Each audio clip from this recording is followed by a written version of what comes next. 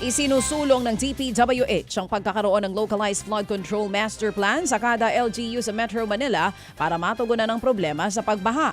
Ayon po kay DPWH Secretary Vince Dizon, imbis na hintayin pa ang Comprehensive National Master Plan at Drainage Master Plan, magsasagawa na sila ng konsultasyon sa kada LGU para matugunan agad ang problema sa pagbaha sa NCR.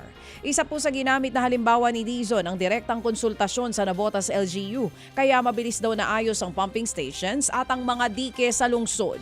Sunod daw na gagawin ng ahensya ang pagtatayo ng retention basin sa Quezon City sa susunod na taon para matugunan naman ang pag-apaw ng San Juan River.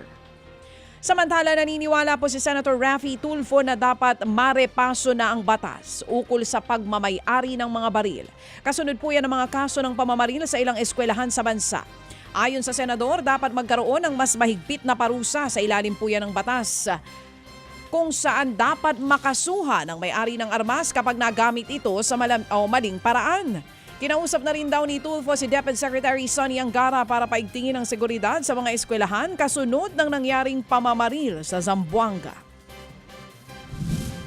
Nakausap ko ngayon si Secretary Angara bago nung nangyari sa Leyte. Sabi ko dapat maging maigpit na yung pagbabantay sa mga eskwelahan, especially sa elementary. Maging sa high school, maglagay ng mga security guard, armed security guard para at saka mayroong mga metal detector para ma-ensure na lahat ng mga pumapasok na estudyante, maharang yung kanilang mga daladalang kung meron silang mga deadly weapon, kung ano pa man, at saka taasan yung mga bakod. Yan nga po ang tinig ni Senator Raffy Tulfo. Samantala, aminado po ang Pag-asa na kinakailangan ng i-upgrade ang kanilang mga gamit para mas eksakto at mabilis ang pag-forecast sa lagay ng panahon sa buong bansa. Ayon po sa Pag-asa Administrator na si Dr. Nathaniel Servando, may pinasinayaan na sila na bagong radar sa Iloilo ngayong taon. Nasa proseso na rin daw ng pagbili ng 6 pang radar para may upgrade ang mga lumang radar ng ahensya. Pero bukod dito, kinakailangan daw ng Pag-asa ng dagdag na weather stations, kaya kailangan nila ng dagdag na pondo para rito.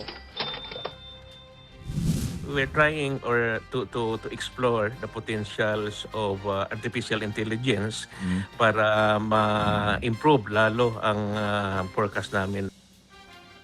Yan nga po ang tinig ni Pag-asa Administrator Dr. Nathaniel Servando.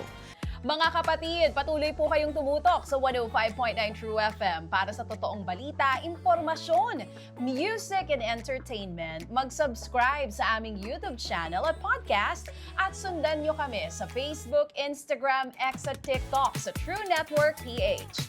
Bisitahin din po ang aming official website, truefm.ph. At panoorin din kami sa True TV Signal, Channel 19. Kami po ang 105.9 True FM.